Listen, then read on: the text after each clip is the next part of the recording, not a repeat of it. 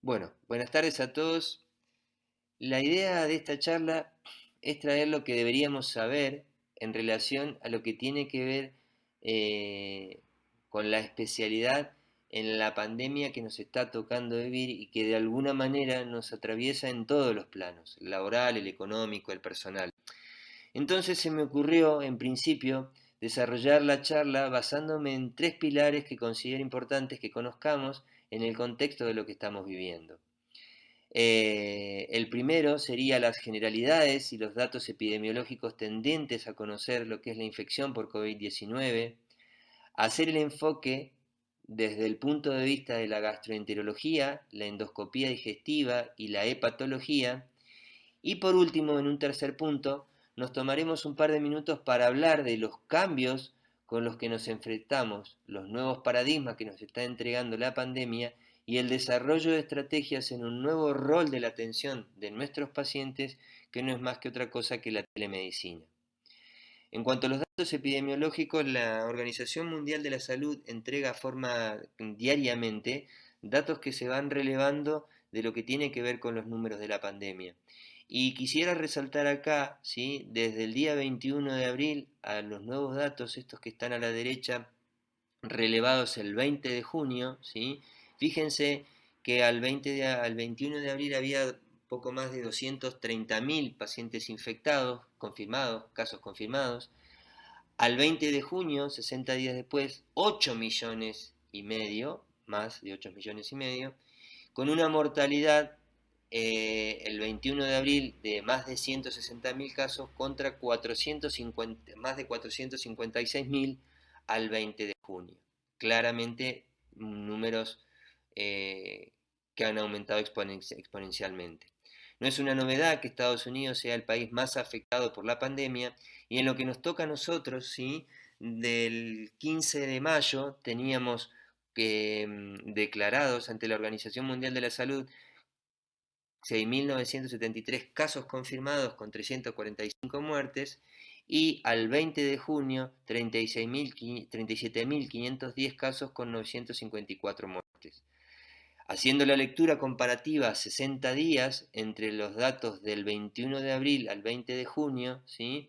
La Organización Mundial de la Salud registró un aumento de 6 veces los contagios a partir del 21 de abril y más de 3 veces la mortalidad. Eh, para saber un poco cuál fue la evolución de la pandemia, intenté hacer una curva, una línea de tiempo en función a cómo se fueron sucediendo los datos, ¿sí? Y el 8 de diciembre se estima que fue el inicio de los síntomas del primer paciente. En la segunda quincena o hacia la segunda quincena del mes de diciembre, China reportó 27 casos de una neumonía de etiología desconocida, una enfermedad con rasgos claros de cuadro viral atípico, con presencia de fiebre, cefalea, tos, mialgia, que podía ser una influenza, pero que, como diferencia a esta virosis, las placas de tórax, ¿sí? Las radiografías eran anormales, caracterizaban todas por la presencia de una neumonía bilateral. Los hisopados realizados para descartar influenza eran negativos, ¿sí? Y las personas comprometidas tenían un mismo patrón clínico de enfermedad, ¿sí? Por evolución clínica, por radiología, y también un mismo vínculo epidemiológico. Todos habían estado en un lugar específico que había sido el mercado de mariscos de Wuhan, en la ciudad en la provincia de Hubei, en China.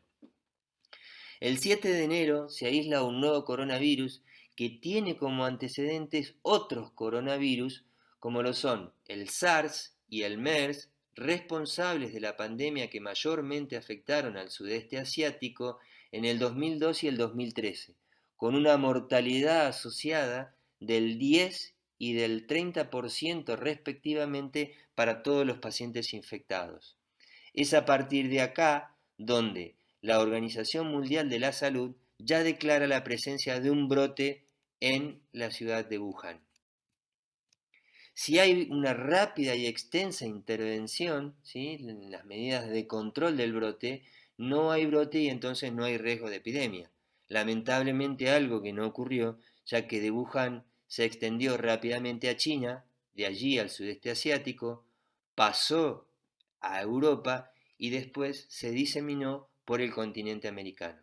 Esto fue lo que llevó a que, al interpretar el fracaso de la fase de contención, la Organización Mundial de la Salud definiera el 11 de marzo el inicio de una pandemia en relación a una rápida diseminación de un nuevo virus que aparecía, una virosis emergente, de la cual no se tenía o se tenía muy poca información.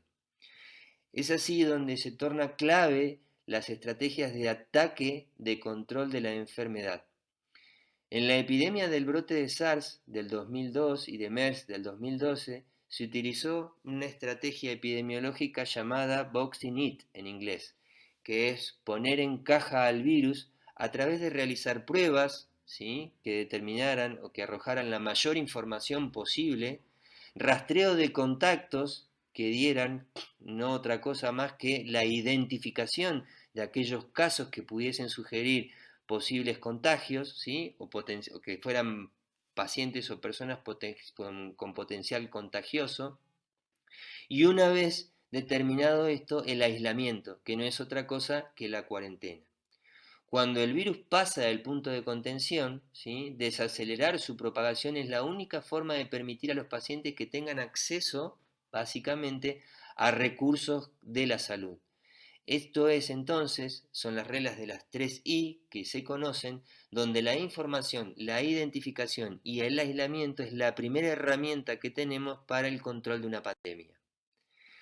Volviendo a los datos epidemiológicos que estaba mostrando la evolución de la pandemia, se vio, como dijimos anteriormente, que la mayoría de los casos compartían antecedentes de haber estado en un lugar común donde se comercializaban animales salvajes. Por lo tanto, se pensó que la enfermedad tenía que ver específicamente con la posibilidad de animales salvajes.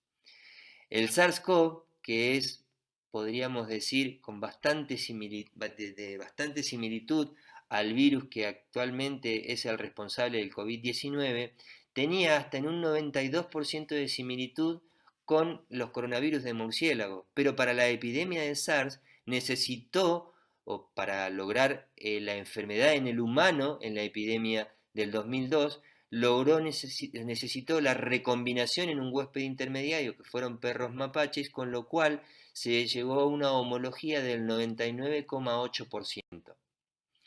En relación al SARS-CoV-2, responsable de la pandemia por COVID-19, el 96% tenía homología con coronavirus de murciélago, pero difería en los dominios del sitio de unión al receptor de la enzima convertidora de angiotensina 2, que es el lugar específico que necesita el SARS-CoV-2 para entrar a las células donde producen patogenicidad. Ahora, precisamente como diferían en estos dominios, necesitó un lugar donde se recombinara para parecerse más al receptor de enzima convertidora. Y esto lo hizo al saltar al pangolín, que es un mamífero bastante común en el sudeste asiático, ¿sí? Y a partir de este salto logró genéticamente mutar con bastante similitud al receptor de enzima convertidora de angiotensina 2, similar a la del humano.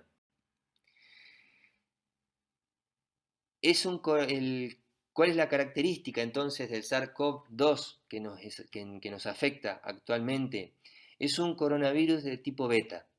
Es un virus RNA de cadena simple, ¿sí?, con una alta tasa de mutación y de recombinación. Y esto es así porque tiene una estructura sencilla, ¿sí? Al tener una estructura sencilla, tolera deleciones, inserciones y recombinaciones, lo que lo hace con mucha mayor adaptabilidad al medio, se puede adaptar rápidamente a las especies donde va saltando, produciendo mayor antigenicidad, mayor escape y mayor trofismo. Esto le da la característica de poder ir saltando huésped en huésped. Y es lo que pasó en la especie humana, ¿sí?, básicamente. Ahora, lo que no queda muy claro, y esto se establece como teoría del inicio de la patogenicidad que tiene el SARS-CoV-2, es si directamente del murciélago saltó al pangolín y es ahí donde hizo la recombinación para mutar y tener específicamente la capacidad de poder pegarse al receptor de la enzima convertidora de angiotensina, o si directamente del murciélago pasó al humano y los sucesivos contagios dentro del humano fueron los que permitieron tener la mutación o hacer la mutación hasta hacerlo patogénico. El virus, ¿sí? Para tratar de entender un poquito cuál es su característica patogénica y cómo es su ciclo específicamente, ¿sí? Se une al sitio de la enzima convertidora de angiotensina 2, ¿sí? Que es el lugar donde básicamente muta y se adapta, ¿sí?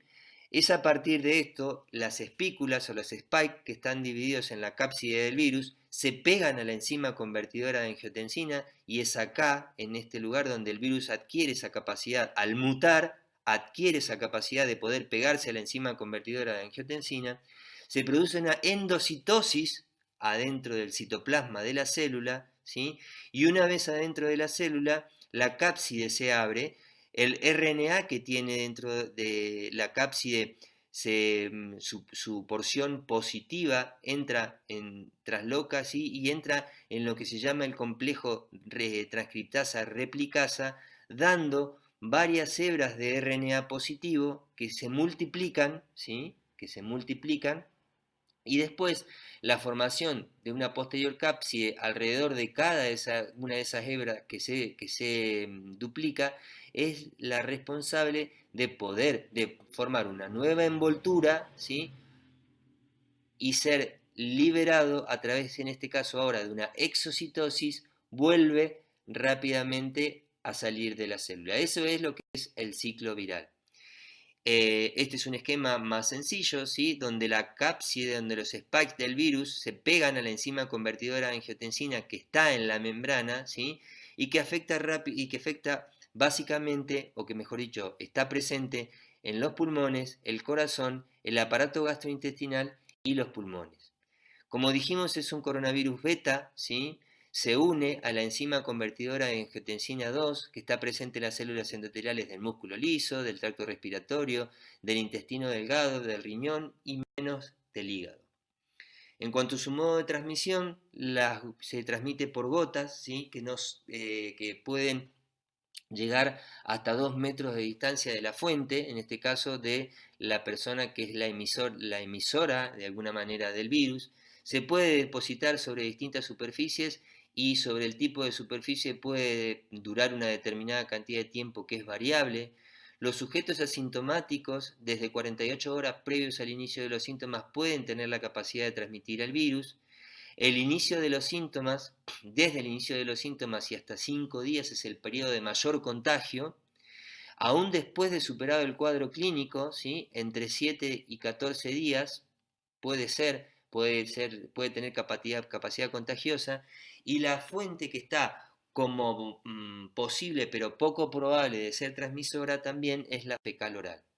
En cuanto a los datos de transmisibilidad, existe en epidemiología lo que se denomina el número reproductivo básico, y que no es otra cosa, ¿sí? Que el número esperado de nuevos casos que puede producir un paciente infectado durante su periodo de contagio, es decir, la cantidad de personas que puede contagiar hasta que logra su cura o por lo menos la incapacidad de poder transmitir, ¿sí?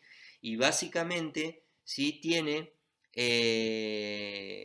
una capacidad de contagio de 2 a 2,5. En promedio del R0 es de 2,2. Tiene una capacidad de contagiosidad muchísimo, muchísimo menor, por ejemplo, que el virus de sarampión, ¿sí?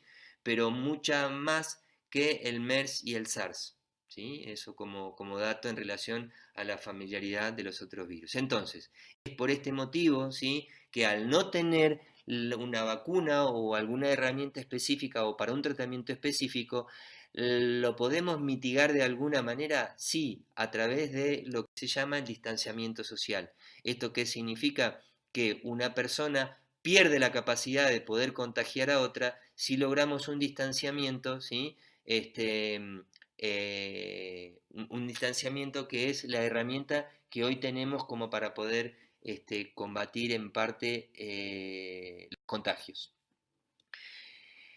¿Cómo fue el desarrollo de las estrategias que se determinaron en el país, en nuestro país, para encarar la pandemia? ¿Sí? Y si nosotros nos comparamos con países donde en principio pegó más fuerte, ¿sí? Nosotros al día 2 del inicio del conocimiento del primer caso se realizó mayor supervisión del ingreso de pasajeros y recomendaciones con aislamiento de viajeros. Al día 4 se inició el autoaislamiento preventivo como consejo del gobierno. Al día 12 se cerraron espectáculos públicos, también fronteras, ¿sí? Se licenciaron grupos de riesgo, se suspendieron clases, ¿sí? Básicamente todas estas medidas, ¿sí? Determinadas a diferentes días que fueron muy diferentes a los días registrados en Italia y en España, fueron los responsables de que, al menos durante las primeras semanas de la cuarentena, nosotros tuviésemos el famoso achatamiento de la curva que en los países europeos fue en un pico ascendente con peores resultados desde el punto de vista del análisis de la mortalidad. Actualmente nuestra curva también va subiendo, pero siempre teniendo en cuenta que la mortalidad no es la misma que en los países europeos. Y si analizamos grupos de riesgo, también, ¿sí? tenemos que tener en cuenta que nuestra pirámide poblacional, ¿sí? Esto es lo que ocurre en Argentina, nuestra pirámide poblacional es muy diferente a la que existe, por ejemplo, en Italia. Con lo cual, si nosotros sabemos que uno de los grupos de riesgo son las personas de edad avanzada, nosotros al tener menos población adulta, obviamente el impacto de la mortalidad va a ser mucho mayor que lo que vivió, por ejemplo, Italia, donde ellos tienen mucha población en edad adulta. Los blancos de tratamiento, ¿sí? Al no tener una vacuna específica ni un tratamiento específico, trataron de ir a los lugares donde se trataba de interferir el ciclo viral, ¿sí? Y es así donde, por ejemplo, con estudios que avalaban la utilización de la hidroxicloroquina para lograr la endocitosis dentro de la célula, fue una estrategia, ¿sí? Que se combinó con el lopinavir-ritonavir, que junto con el remdesivir trataban de inhibir la proteólisis y la formación de los primeros RNA que entraban en el complejo transcriptasa replicasa, ¿sí? O sea, bloquear todo esto hacía de que no se generara más RNA y obviamente se cortaba todo el ciclo de la posibilidad de la replicación viral. Y como último, lo que más se está utilizando, por lo menos al momento actual, tiene más conocimiento, la utilización de anticuerpos neutralizantes, es decir, la utilización de plasma de pacientes convalecientes. Bueno, eso es un poco lo que tiene que ver con la epidemiología, con los datos que por ahí me parecían relevantes, que era bueno que conociéramos un poco así rápidamente, a grandes rasgos, lo que ha pasado por el mundo y lo que nos está tocando vivir desde lo epidemiológico. Hay muchas cosas nuevas que uno podría agotar en el análisis, pero sería muy largo y me parece que esto era lo más importante. En relación al enfoque de la infección por la especialidad, gastroenterología, la endoscopia digestiva y la hepatología, decir básicamente que los síntomas que más aquejan a estos pacientes son la anorexia, la diarrea, pacientes pueden tener vómitos, dolor abdominal, anomia y disgusia. Y básicamente en estos últimos dos, ¿sí? Que alcanzan el 20 al 30% de casos y que pueden ser solo la primer manifestación sintomática del virus, y esto lo hace importante, fue lo que generó que al 16 de abril el Ministerio de Salud de la Nación tomara la anomia y la digeusia y la pusiera en criterio 1 para la valoración de casos sospechosos, con lo cual eso hacía bastante relevante a esto como síntoma digestivo. También es cierto que todo esto es nuevo, que esto va avanzando con una vertiginosidad bastante importante, ¿sí? Y la realidad es que no hay muchos artículos que puedan avalar información específica sobre conductas o sobre recomendaciones que uno pueda tomar. Específicamente y en relación a lo que hace al aparato digestivo, la diarrea es, digamos, al existir el receptor de enzima de convertidora de angiotensina 2 en el intestino delgado, obviamente la diarrea es una forma de expresión, pero todo lo que se conoce hasta ahora está publicado en editoriales, ¿sí? Y en cartas al lector, y ningún todavía, y no hay artículos específicos que permitan saber si cuál es la relación verdadera y cuál es la conducta a tomar y el tratamiento específico a hacer. En el caso de la enfermedad inflamatoria intestinal, ¿sí? El grupo internacional, perdón, el Grupo Internacional de Revisión de Enfermedad Inflamatoria Intestinal, en marzo de este año, ¿sí? Publicó una puesta al día. Esto ya se ha ido también, digamos, con información nueva, pero donde todavía no hay artículos escritos, ¿sí? Con lo cual las recomendaciones siguen siendo de expertos, esto es decir, gente que ya ha tenido la experiencia, que ha pasado por la valoración de estos pacientes. Se ha visto que los pacientes con enfermedad inflamatoria intestinal son pacientes que están ya inmunodeprimidos, ¿sí? Por los que se los consideró población vulnerable, pero que no guardaban mayor riesgo que los pacientes con comorbilidades, esto es decir, enfermedad cardiovascular, diabetes, enfermedad avanzada. Y la recomendación, a pesar de ser pacientes vulnerables desde el punto de vista de la inmunidad, ¿sí? Inmunocomprometido si se quiere, no se recomendaba suspender la medicación que estaba recibiendo. Y esto es por el riesgo de brote que podían llegar a tener, donde si el riesgo de brote exigía el uso de corticoides, los corticoides sí iban a poner en más riesgo al paciente si se necesitaban para llevar otra vez a la enfermedad a la remisión.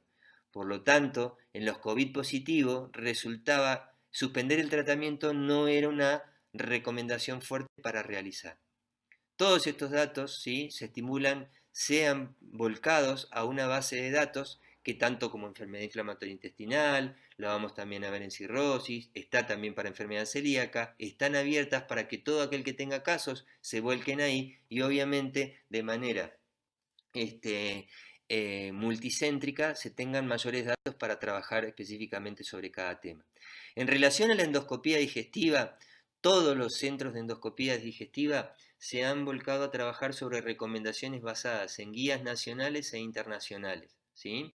Y básicamente esto tiene que ver porque la endoscopía es un procedimiento invasivo considerado de alta contagiosidad y ha obligado a la elaboración de protocolos donde son importantes las agencias para la organización de procedimientos, elaboración de circuitos de atención de pacientes, uso de equipos de protección y la seguridad que se debe implementar para evitar los contagios. Contagios en todo sentido, de pacientes a personal, del personal entre sí, del personal al paciente y de los pacientes mismos que pueden concurrir. La endoscopía, por el alto poder de aerosolización que tiene, ¿sí? Se tomó como un factor de riesgo importante, y en estudios que se hicieron se determinaron que hasta 2 metros de la camilla existe la posibilidad de que haya virus que se aerosolice, ¿sí? Por lo dicho entonces, la endoscopía es un procedimiento de alto riesgo y sobre todo en zonas de transmisión comunitaria, como nos está tocando actualmente a nosotros. Todos los pacientes deben ser considerados de alto riesgo y por lo tanto todos los pacientes deben tomarse como sospechosos. Dentro de la especialidad, este artículo publicado por Gastrointestinal Endoscopy, que es una revista referente de la especialidad y que ya tiene un tiempo, ¿sí? Fíjense que esto está publicado en el 2018, se hizo un estudio prospectivo donde el estudio consistía en cultivar las gasas con las que se limpiaban las máscaras faciales que hoy en día se están usando como método de protección, ¿sí? Y se hicieron 4 grupos. En el primer grupo, ¿sí? Las máscaras que estaban en la cara del endoscopista, las gasas que se cultivaron determinaron que hasta casi un 50% de esas gasas que se cultivaban después de limpiar la máscara tenían agentes patógenos. Otro grupo, la máscara no estaba en la cara del endoscopista, sino a 2 metros de la camilla, ¿sí? Básicamente. Y esas máscaras igual estaban contaminadas hasta casi un 20% de casos, ¿sí? O sea que, a pesar de estar a 2 metros, podían estar infectadas, por lo menos en un 20% de casos. Otro grupo se tomó como directamente, de manera adrede, si se quiere, por denominarlo de alguna manera, contaminar las máscaras, ¿sí? Y obviamente mandar a cultivar esas gasas. Y esto determinó que casi el 90% de las máscaras que se cultivaban, que se infectaban, entre paréntesis adrede, tenían recuperación de cultivo positivo de material potencialmente infeccioso. Y un cuarto grupo donde la máscara estaba fuera de la sala de endoscopía y obviamente la tasa de compromiso de la infección, o de, mejor dicho, de material biológicamente activo que pueda comprometer la máscara, casi era nula, ¿sí? Esto que demostró entonces que existe una exposición importante y no reconocida del endoscopista al material biológico, ¿sí? O materiales biológicos y que son potencialmente infecciosos durante la endoscopía, con lo cual obviamente esto pone a la endoscopía en un procedimiento de alto riesgo de contagiosidad. Como les dije antes, entonces, la normatización de trabajos para endoscopía fueron avaladas, o son mejor dicho avaladas por varias entidades internacionales relacionadas con la especialidad. Esto es un comunicado que es, digamos, si bien está publicado por la Sociedad Interamericana de Endoscopía Digestiva, es parte también de lo que se hace en Europa y en otras entidades de la especialidad. Y se trató de establecer grupos de lo que son urgencias endoscópicas, procedimientos prioritarios no urgentes o semiurgentes y procedimientos programados, ¿sí? Básicamente, solo la urgencia se hace, ¿sí?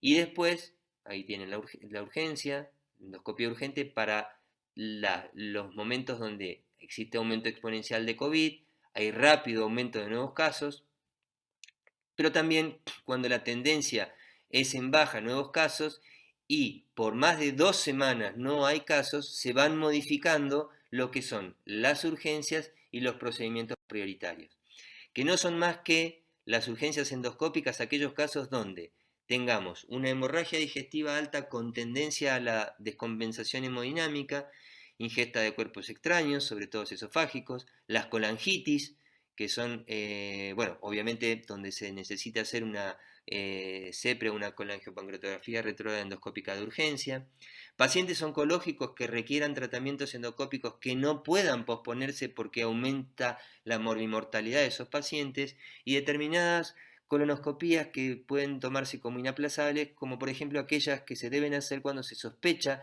enfermedad inflamatoria intestinal grave. Y los procedimientos prioritarios no urgentes, denominados también semiurgentes, serían, por ejemplo, todo aquello que se puede llegar a programar: una dilatación endoscópica, una disfagia, una estratificación, una estadificación y o sospecha de neoplasia por una obstrucción biliar sin colangitis, ¿sí? Erradicación de varices esofágicas, etc. Y si esto nosotros lo ponemos en el cuadro que previamente habíamos visto y volvemos a analizar la presencia de la infección en la comunidad, cuando nosotros teníamos entonces un aumento exponencial de nuevos casos, solo hacíamos lo urgente. Cuando había rápido aumento de los casos, lo mismo, solo hacíamos lo urgente, y lo semiurgente individualizado paciente a paciente. Lo electivo, todos aquellos pacientes de screening, dispepsias funcionales, todo eso a posponer. Cuando inicia la tendencia en baja de nuevos casos, es ahí donde se empieza a abrir un poco la indicación. Obviamente se sigue haciendo lo urgente. Lo semiurgente, que antes se individualizaba paciente a paciente, ahora se hace de manera total, todos los pacientes se pueden hacer, y lo electivo solamente se reanudaba al 50%. Y cuando ya no tenemos casos por más de 2 semanas de evolución, ya ahí se abre la posibilidad de que obviamente sigamos haciendo lo urgente de manera similar a todos los grupos anteriormente evaluados. Lo semiurgente o de prioridad intermedia se hace totalmente, y lo electivo se puede iniciar actividad total. En cuanto a la endoscopía urgente y no urgente, teniendo la posibilidad de riesgo de contagio de COVID, ¿sí? Se determina, en lo urgente se determina el riesgo, y de acuerdo a eso uno va valorando cuáles son las medidas de protección que va a tener. Si es no urgente la endoscopía, ¿sí? Se valora el riesgo, se pone en juego qué es lo que más lo va a beneficiar al paciente de acuerdo a esperar o no una endoscopía. Si no es urgente y hay mucho riesgo de ser COVID positivo y esto tiene una morbimortalidad elevada, obviamente la conducta es posponer y reprogramar. Básicamente es un algoritmo sencillo como para poder ubicarse. Pero en esta cuestión también de establecer algoritmos, ¿sí? Nosotros hoy en día, con los teléfonos inteligentes, que la mayoría tenemos, podemos tener aplicaciones que, digamos, sin pensar demasiado, nos puedan ubicar rápidamente con qué hacer con cada paciente. Y esto es mi teléfono, ¿sí? Donde yo tengo una carpeta de la especialidad de gastroenterología y dentro de la carpeta tengo una aplicación que es de Endiva, que es la Asociación de Endoscopistas de Buenos Aires, que tiene una aplicación, ¿sí? O sea, tiene varias aplicaciones y desde hace 2 semanas tiene una que se llama EndoCob 19, ¿sí? Yo cliqueo ahí y entro rápidamente a esto que está acá, que se ve a la derecha, ¿sí? Donde tengo los datos que me permiten cuándo y cómo realizar un estudio, cuál es el triage que tengo que hacer, el autotriage y información específica para los pacientes.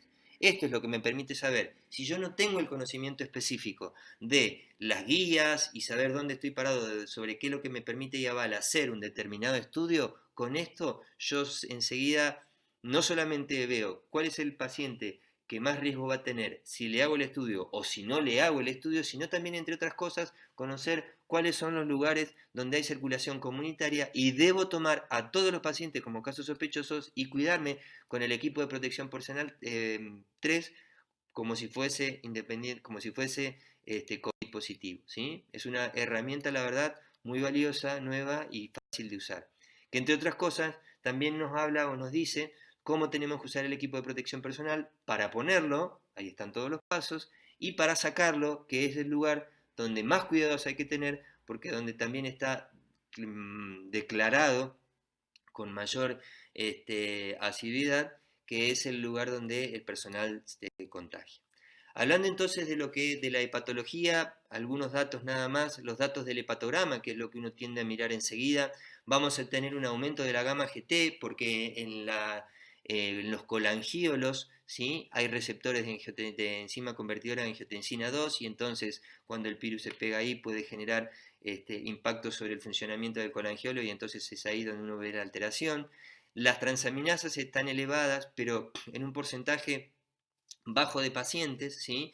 Entre el 14 y el 50% de los pacientes apenas pueden tener hasta 2 veces el valor normal, ¿sí? Y en los casos graves, ¿sí? Cuando hay fallo multiorgánico, puede haber muchas transaminasas, pero ahí existe el sesgo de no saber si es propia actividad del virus o por ser compromiso del fallo multiorgánico.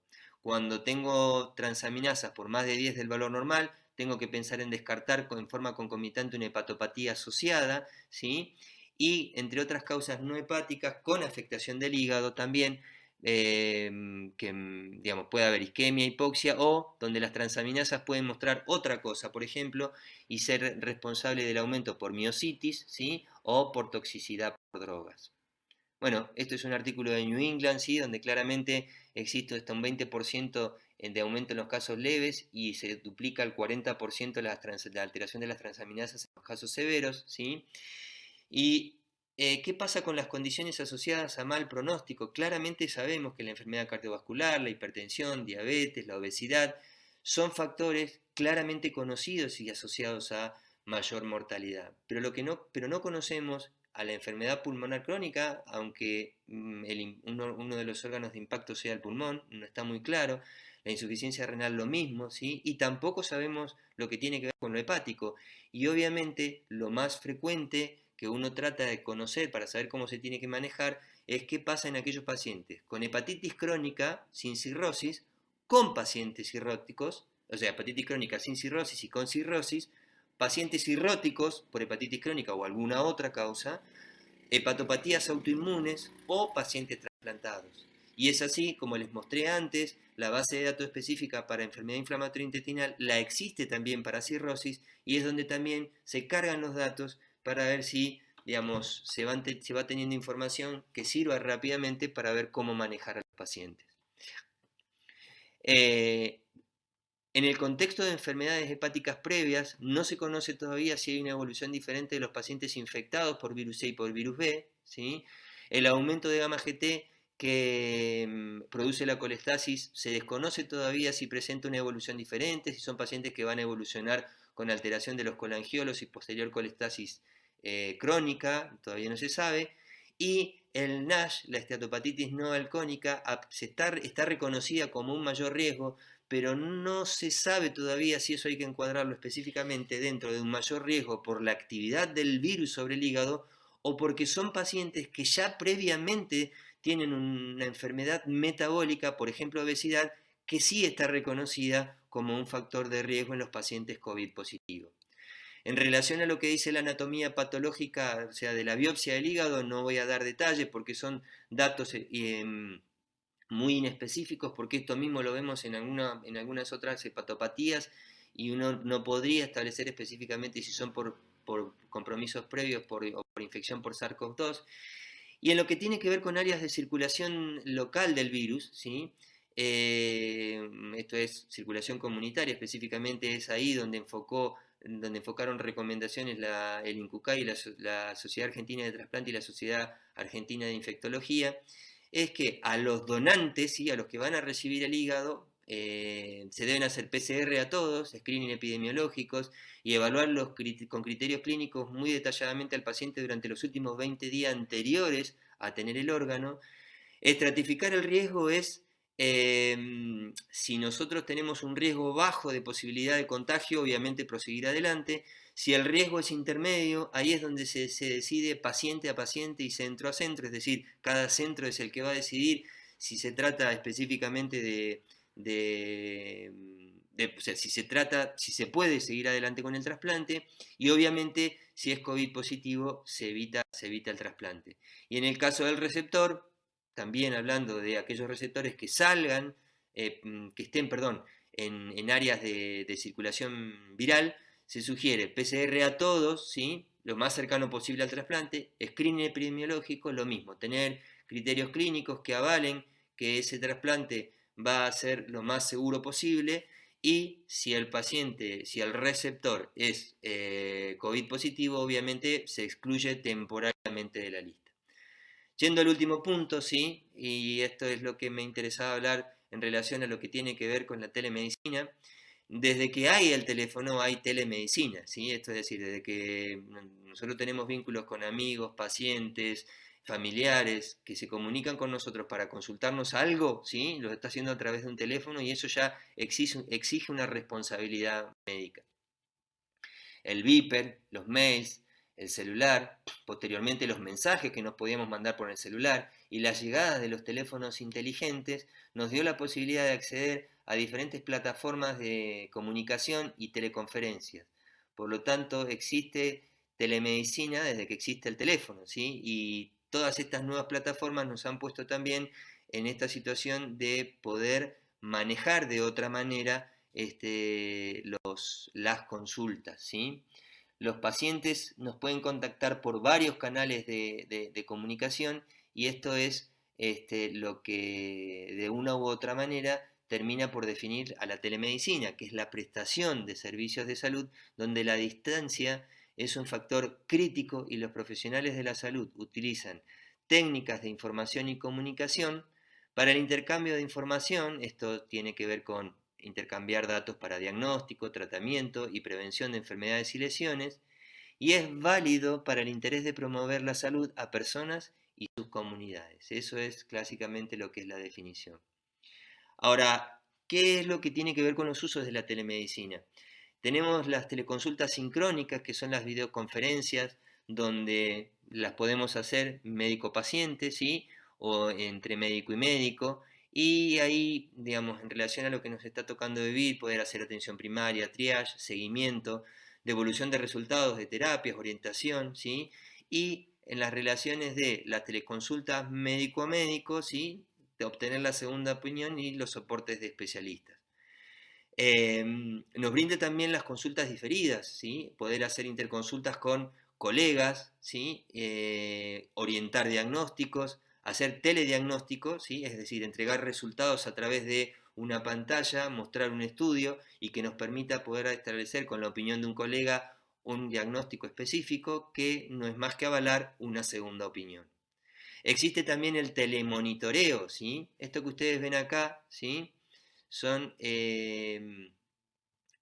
robots de teleasistencia, ¿sí? Esto A veces nosotros estamos un poco lejos de esto, pero en Estados Unidos, en algunas terapias o en algunas unidades coronarias, existen estos robots donde por la cámara que tiene arriba toma el trabajo de todos los monitores, y el médico desde su casa o de una central específica puede ir determinando, diciéndole al enfermero qué conducta puede tomar específicamente de acuerdo a lo que está viendo en los monitores, ¿sí? Eso es también otra herramienta, ¿sí? Como para valorar. Y la telerehabilitación, que no es más que tratar de utilizar algunos parámetros que han entregado, por ejemplo, la tecnología a las plataformas de juegos virtuales, ¿sí? Los juegos que habitualmente se valoran por sensores que uno tiene en la mano o que puede tener en algún otro lugar, ¿sí? Si un paciente está en su casa y tiene sensores en alguna de las partes del cuerpo donde necesita hacer la rehabilitación, si yo lo estoy monitoreando desde otro lugar donde puedo controlar esos sensores, puedo tener la valoración específica de los movimientos que está haciendo para saber, ¿sí?, si lo que está haciendo dentro de lo que se necesita hacer para su rehabilitación es lo correcto. Ahora también, dentro de los beneficios que tenemos, ¿sí?, de los que tenemos para el uso de la telemedicina, apunta a 3 puntos de vista de lo que es el sistema de salud.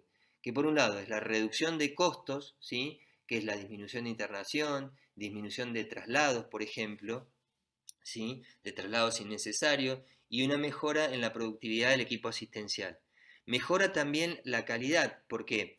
Porque puedo llegar a tener mayor soporte de especialistas sin la necesidad que el especialista vaya al pie de la cama del paciente, ¿sí?, y una continuidad del cuidado si yo al especialista le entrego a través de lo que mostré antes, por ejemplo, los robots de telepresencia, toda la información para lo cual ese médico pueda trabajar desde un sector diferente a donde está el paciente, ¿sí? Y los beneficios son la accesibilidad. Yo puedo agilizar consultas y obviamente también agilizar el seguimiento. Esos son los principales beneficios, pero también tenemos barreras. Y dentro de las barreras están las barreras tecnológicas, que tienen que ver con las faltas de estándares y de calidad, donde yo pueda tener que la valoración de lo que yo estoy viendo, digamos, vuelvo al ejemplo del robot de telepresencia. Si yo entreno al personal que tiene que ponerme el robot delante de los monitores, por ejemplo, son los que me van a decir cuáles son qué es lo que yo tengo que estar controlando. Entonces eso tiene que estar entrenado de alguna manera. El hecho de que no exista estándares, uniformidad de criterios, es una barrera para que eso se pueda utilizar. Las barreras humanas y sociales tienen que ver con no tener privacidad, seguridad, integridad, digamos, integridad y confidencialidad, básicamente, ¿sí? Esto hace de que se transforme o que sea relativamente inseguro. Yo estoy entrando en una plataforma, por ejemplo, donde, digamos, o el paciente en este caso está entrando a dejar información a una plataforma que, si no tiene todos los avales para que eso esté con confidencialidad controlada, es un riesgo, ¿sí? Las barreras psicosociales tienen que ver con aquella desconfianza que pueda surgir de parte del paciente de entregar información hacia una persona que no la tiene en presencia, ¿sí?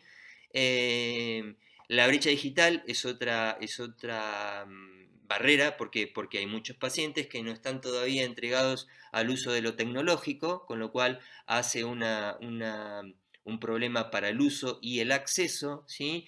Y también existen barreras político-legales. El licenciamiento y matriculación, por ejemplo, ¿esto qué significa? Si yo tengo matrícula en un lugar determinado, pero estoy haciendo una consulta o una interconsulta en otro lugar del país donde mi matrícula no tiene o no tendría la posibilidad o la autorización de poder trabajar, eso, digamos, exige la existencia de políticas especiales y legales que terminen de avalar esta posibilidad de trabajo. Y la otra es que las barreras económicas que tienen que ver con sustentabilidad, financiación, ¿sí?, y con pago de servicios, es decir, cómo hacemos nosotros para cobrar nuestro trabajo o el trabajo que hacemos a través de lo que es la telemedicina. Esto es un dato nuestro, es un dato bastante reciente, ¿sí? Donde, del diario de circulación local que nosotros tenemos, del diario Río Negro, donde dice que Las consultas cayeron a propósito de la pandemia más del 50%, ¿sí? Y donde la telemedicina todavía está lejos en la región. ¿Por qué? Por las barreras que hablamos previamente y porque nos está faltando seguridad, privacidad y confidencialidad para que los pacientes tengan la confianza de acceder a la telemedicina y desde el punto de vista de lo legal, las obras sociales estén preparadas para brindarle al profesional todo lo tecnológico, ¿sí? Y la seguridad de que obviamente también va a estar cobrando lo que está haciendo a través de la telemedicina. Para ir terminando un poco, el COVID-19 nos trajo cambios importantes y realmente nos tiene sometidos a todos. Y dentro de estos cambios importantes hay cosas que pienso vinieron para quedarse, ¿sí?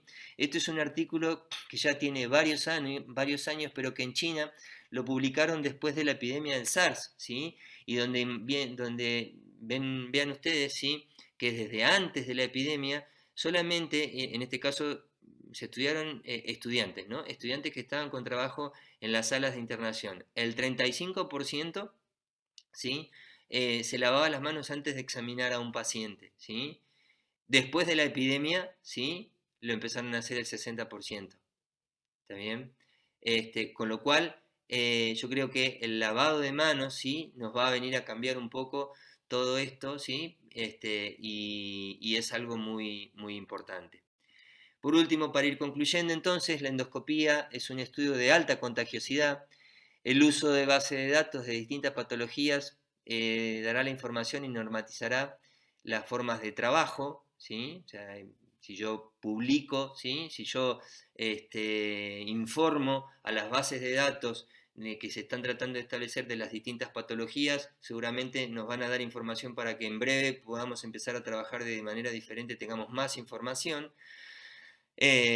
para saber sobre todo reconocer si hay vínculo entre la infección y las patologías, adecuarse a estrictas recomendaciones en relación a las indicaciones para proteger y protegernos de la infección del SARS-CoV-2 y optimizar el uso de los elementos de protección personal, tiene que ver con elegir los momentos y las indicaciones adecuadas, ¿sí? Para hacer endoscopía, preservar el funcionamiento seguro de las unidades endoscopías. Esto tiene que ver con lo que habíamos hablado de todas las medidas que tienen que tener, incluir los protocolos de trabajo en las salas de endoscopía, ¿sí? Que existe un gran desafío para el manejo de la infección, ¿sí? Por la alta transmisibilidad y la cantidad de individuos susceptibles. Todos somos susceptibles de poder tener el contagio. La fisiopatología es compleja, lo cual ofrece implicancias terapéuticas que todavía nos está costando mucho resolver. Ningún tratamiento es el apropiado, ¿sí? Hay numerosas vacunas en estudio, el plasma de pacientes convalecientes en principio es lo que está saliendo un poco más a la luz y está dando un poco más de resultado. Con respecto a la alteración del hepatograma, ¿sí? A predominio de injuria y aumento de GGT, sin aumento de FAL asociada se ven en 20% de los casos, ¿sí? Y no tenemos datos suficientes sobre el alcance del impacto en los pacientes con enfermedades hepáticas crónicas. Probablemente lo que se vaya cargando en las bases de datos de patologías crónicas de pacientes, en este caso de pacientes con hepatopatía, nos va a ir dando más información. Eh, en los pacientes con transaminasas por más de 3 veces del valor normal, ¿sí? En la mayoría de los casos hay que buscar tenemos que estar obligados a buscar una hepatopatía asociada. Y en lo que respecta a la telemedicina y el coronavirus, nos ha ofrecido mayor demanda, al menos la gente se ha intentado comunicar o se ha acercado un poco más a través de la telemedicina. Existe un mejor manejo usando telemedicina del foco en el aislamiento para proteger al paciente y al equipo profesional, ¿sí? Esto está claramente lo que se usa, ¿sí? Hoy en día todos los pacientes que ven pacientes con el equipo de salud que ve pacientes con coronavirus, la comunicación por teléfono es la herramienta de trabajo. Nos permite orientación y anamnesis a distancia, permite hacer un triage virtual de los pacientes enfermos, es decir, yo por teléfono también puedo, de acuerdo a lo que me diga el paciente, cómo está, y en realidad ahí empezar a tener vínculo presencial con el paciente. Los cuidados de pacientes crónicos educados con monitoreo remoto, ¿sí? Esto es un desafío a futuro, y tener organizado el circuito de evaluación requiere previamente el control presencial, ¿sí? Esto es básicamente lo que es lo nuevo entre la telemedicina y coronavirus. Esta es nuestra sala de endoscopía, la sala de endoscopía del Centro de Enfermedades Digestivas, que hoy está así, vacía, ¿sí? En breve queremos empezar a utilizarla porque si recuerdan lo que charlamos anteriormente, cuando empiece el descenso de la curva es ahí donde tenemos que empezar a programar los pacientes, los estudios de pacientes que necesiten procedimientos. Por ahora estamos haciendo solamente las urgencias y lo de alta prioridad semi-urgente, ¿sí? Pero la realidad es que la demora también en las endoscopías que pueden llegar a ser necesarias nos pueden traer complicaciones a futuros. Bueno, espero haber sido lo más concreto posible para que se entere para que se sepa lo que me parecía lo más relevante y que haya sido de mucha utilidad. Muchas gracias a todos por su tiempo.